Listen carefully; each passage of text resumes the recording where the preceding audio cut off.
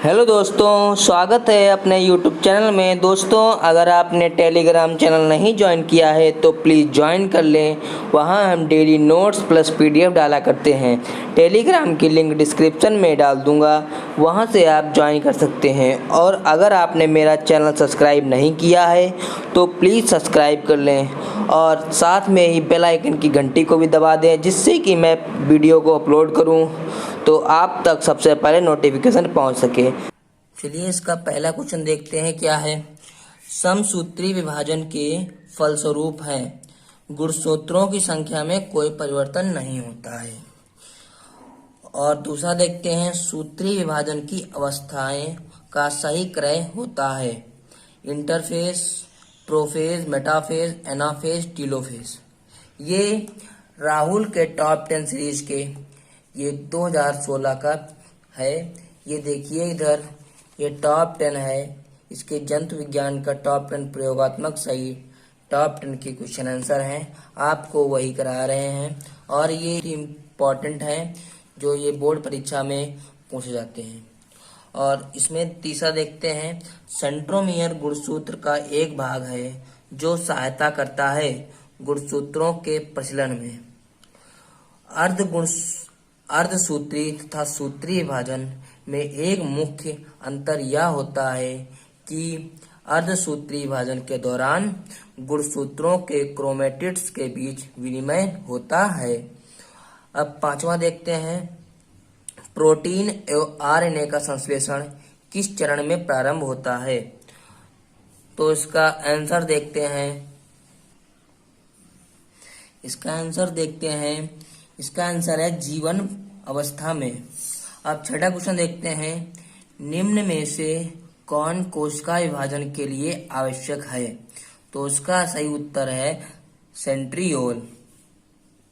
अब निश्चित उत्तरी प्रश्न देखते हैं। प्रश्न नंबर 1, अर्धसूत्री विभाजन केवल जनपद कोशिकाओं में ही क्यों होता है।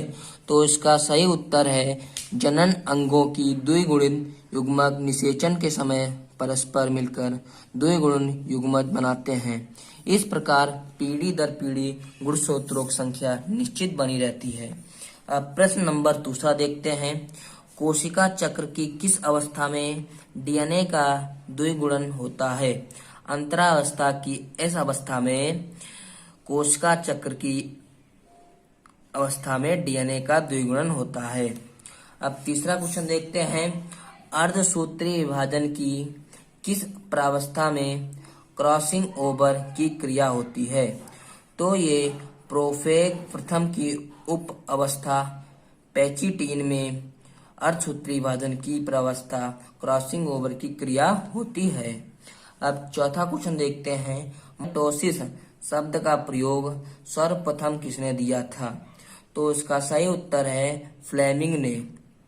अब पांचवा क्वेश्चन देखते हैं, और ये वाला चौथा क्वेश्चन बहुत ही इंपॉर्टेंट है। माइटोसिस शब्द का प्रयोग सर्वप्रथम फ्लेमिंग ने दिया था। अब पांचवा क्वेश्चन देखते हैं, अर्धसूत्री विभाजन के समय समजात गुणसूत्र किस अवस्था में जोड़े जाते हैं। तो इसका सही उत्तर होगा पूर्णावस्था, प्रथम की जाइगोटीन प्रावस्था में। अब छठा क्वेश्चन देखते हैं, अर्धसूत्री विभाजन किन कोशिकाओं में होता है। जनन कोशिकाओं में होता है। अर्धसूत्री विभाजन जनन कोशिकाओं में होता है। अब प्रश्न नंबर 7वां देखते हैं, मियोसिस शब्द का प्रयोग सर्वप्रथम किसने किया था। तो इसका मियोसिस शब्द का प्रयोग सर्वप्रथम फार्मर तथा मुरे ने किया था। कब किया था? 1905 में किया था। अब 8वां क्वेश्चन देखते हैं, समसूत्री विष किसे कहते हैं। समसूत्री विष कोशिकाओं में समसूत्री विभाजन को रोकने वाले रसायन समसूत्री विष कहलाते हैं।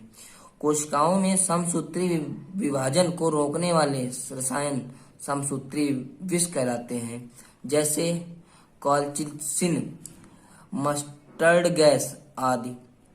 अब इसका लघु उत्तरी प्रश्न देखते हैं, सूत्री तथा अर्धसूत्री विभाजन के अंतर लिखिए। तो सूत्री तथा अर्धसूत्री विभाजन के अंतर क्या होंगे। तो सूत्री तथा अर्धसूत्री विभाजन में अंतर, तो इसका होगा पहले इधर सूत्री है, फिर इधर अर्धसूत्री। तो इसका फर्स्ट होगा या अर्धसूत्री या कायिक कोशिकाओं में होता है, और ये जनन कोशिकाओं में होता है। अर्धसूत्री जनन कोशिकाओं में होता है और सूत्री कायिक कोशिकाओं में होता है, और सूत्री विभाजन इसके फलस्वरूप में वृद्धि होती है और इसके फलस्वरूप में वृद्धि नहीं होती है। और तीसरा देखते हैं, एक मात्र कोशिका से दो पुत्री कोशिकाएं बनती हैं। इसमें गुणसूत्रों की संख्या मात्र कोशिकाओं के समान होती है। किसमें? सूत्री विभाजन में मात्र कोशिकाओं के दो पुत्री कोशिकाओं से बनी इसमें गुणसूत्रों की संख्या मात्र कोशिकाओं के समान होती है। अब अर्धसूत्री विभाजन देखते हैं। एक मात्र कोशिका में 4 पुत्री कोशिकाएं बनती हैं। इसमें गुणसूत्रों की संख्या आधी होती है और इसमें गुणसूत्रों की संख्या मात्र कोशिकाओं के समान होती है और इसमें गुणसूत्रों आधी होती है।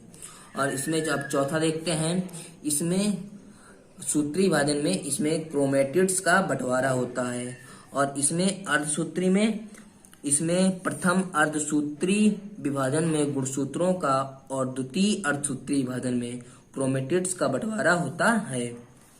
अब पांचवा देखते हैं क्या है सूत्री विभाजन में। इसमें समजात गुणसूत्र जोड़े नहीं बनाते और इसमें समजात गुणसूत्र जोड़े बनाते हैं। अब छठा देखते हैं, सूत्री विभाजन क्रॉसिंग ओवर नहीं होता है। सूत्री विभाजन में क्या नहीं होता है? सूत्री विभाजन में क्रॉसिंग ओवर नहीं होता है। और अर्धसूत्री में समजात गुणसूत्रों के क्रोमेटिड्स के मध्य क्रॉसिंग ओवर की क्रिया होती है। अब सातवां देखते हैं, सूत्री विभाजन गुणसूत्रों की संरचना में भिन्नता नहीं आती है। सूत्री विभाजन में गुणसूत्रों की संख्या में भिन्नता नहीं आती है संरचना में। अर्धसूत्री में गुणसूत्रों की संरचना बदल जाती है। इसमें संरचना भिन्न नहीं आती है और इसमें संरचना बदल जाती है। इसमें है निम्नलिखित पर टिप्पणी लिखिए। तो इसमें है समजात गुणसूत्र, दूसरा है क्रॉसिंग ओवर, तीसरा है काइएजमेटा।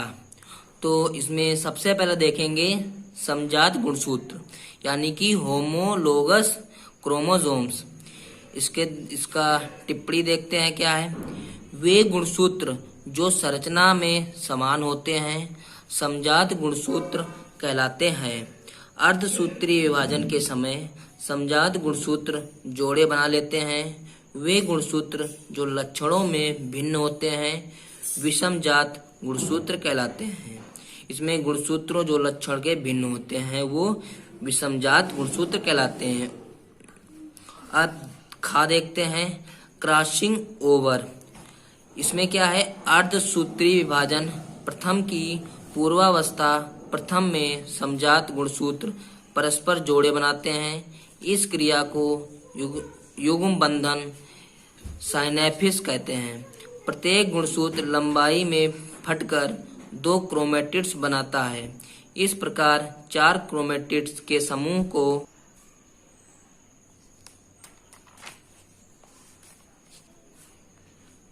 टेट्रावैलेंट कहते हैं। टेट्रावैलेंट के क्रोमेटिड्स कुछ बिंदुओं पर परस्पर चिपक जाते हैं। इन बिंदुओं को किएज्मा कहते हैं। किएज्मा पर क्रोमेटिड्स के टुकड़ों का आदान प्रदान हो जाता है। इस क्रिया को क्रॉसिंग ओवर कहते हैं। क्रॉसिंग ओवर के फल रूप गुणसूत्र की जीन संरचना बदल जाती है, लक्षणों में विभिन्नता आ जाती है। जैसे कि इसका क्रॉसिंग ओवर का ये चित्र बना हुआ है, इसमें कोई भी समान नहीं है। अब गा देखते हैं। इसमें काइएजमेटा। इसमें समजात गुणसूत्र के क्रोमेटिड्स जिन बिंदु पर परस्पर मिलते हैं उसे काइएजमेटा कहते हैं। इस स्थान पर क्रोमेटिड्स के टुकड़ों के मध्य क्रॉसिंग ओवर क्रिया होने से गुणसूत्रों की जीन संरचना बदल जाती है। अब तीसरा क्वेश्चन देखते हैं। समसूत्री विभाजन की विभिन्न प्रावस्थाओं की सूची लिखिए। उत्तर इसका, समसूत्री विभाजन निम्न प्रावस्थाओं में पूरा होता है। नंबर 1 पूर्वावस्था यानी कि प्रोफेज। दूसरा है मध्यावस्था। इसमें है मेटाफेज ये पश्चावस्था होता है। पश्चावस्था क्या कहते हैं? एनाफेज को कहते हैं। अंत्यावस्था यानी कि टेलोफेज। अब चौथा देखते हैं, कोशिका चक्र क्या है? यूकैरियोटिक कोशिका चक्र के विभिन्न अवस्थाओं का नामांकित चित्र की सहायता से वर्णन कीजिए। उत्तर इसका, कोशिका चक्र सेल साइकिल, यह एक विभाजन प्रारंभ होने से दूसरा विभाजन प्रारंभ होने के बीच का काल होता है। इसे दो प्रमुख अवस्थाओं में बांटते हैं। नंबर 1 अंतरावस्था यानी कि इंटरफेस, दूसरा है विभाजन अवस्था। क्या है इसका? Division phase. अब अंतरावस्था देखते हैं, इंटरफेस। इसमें कोशिका विभाजन का लगभग 90 से 95% समय लगता है। इसे 3 उप अवस्थाओं में बांटते हैं। नंबर 1 प्रथम अंतरावधि यानी कि जीवन फेज, संश्लेषण विधि सिंथेटिक फेज। द्वितीय अंतरावधि G2 फेज। अब देखते हैं विभाजन अवस्था, डिवीजन फेज। इसमें कोशिका चक्र का लगभग 5 से 10% समय लगता है। इसके अंतर्गत केंद्रक तथा कोशिका द्रव का बंटवारा होता है। अब डीएनए तथा आरएनए में अंतर देखते हैं। पहला है डीएनए, फिर दूसरा आरएनए। नंबर 1 डीएनए, यह 2 पॉलीन्यूक्लियोटाइड्स श्रृंखलाओं से बना होता है। और आरएनए यह एक पॉलीन्यूक्लियोटाइड श्रृंखलाओं से बना होता है। ये भी डीएनए भी ये 2 पॉलीन्यूक्लियोटाइड से बना होता है और यह एक पॉलीन्यूक्लियोटाइड से बना होता है। इसमें डीऑक्सीराइबोज शर्करा होती है और आरएनए में इसमें राइबोज शर्करा होती है। डीएनए में डीऑक्सीराइबोज शर्करा पाई जाती है और आरएनए में इसमें राइबोज शर्करा होती है। तीसरा देखते हैं, इसमें एडेनिन, ग्वानिन, साइटोसिन तथा थाइमिन नाइट्रोजन क्षारक होते हैं। इसमें एडेनिन, ग्वानिन, साइटोसिन तथा यूरेसिल नाइट्रोजन क्षारक होते हैं। अब चौथा देखते हैं, इसमें स्वेदीकरण की क्षमता होती है। इसका निर्माण डीएनए से होता है। आरएनए का निर्माण डीएनए से होता है और डीएनए में इसमें स्वेदीकरण की क्षमता होती है। अब देखते हैं अर्धसूत्रीय विभाजन का महत्व। नंबर 1 अर्धसूत्रीय विभाजन के फलस्वरूप युग्मक बनते हैं जिसमें गुणसूत्रों की संख्या घटकर आधी रह जाती है। निषेचन के कारण युग्माणु में गुणसूत्रों की संख्या फिर से द्विगुणन हो जाता है। दूसरा देखते हैं, अर्धसूत्रीय विभाजन तथा निषेचन के कारण जीवधारियों में गुणसूत्रों की संख्या पीढ़ी दर पीढ़ी स्थिर बनी रहती है। तीसरा है, निषेचन तथा क्रॉसिंग ओवर के कारण नए नए संयोग बनते हैं जिससे विभिन्नताएं उत्पन्न होती हैं। विभिन्नताएं जैव विकास का आधार होता है। ये देखिए प्राणी कोशिका का चित्र है। इसको आप बहुत ही ध्यान से देख लीजिएगा। ये बोर्ड परीक्षा में पूछा जाता है। इसको आपको बहुत ही ध्यान से पढ़कर जाना होगा। तो दोस्तों, ये कोशिका विभाजन के प्रश्न थे जो कि बोर्ड परीक्षा में पूछे जाते हैं।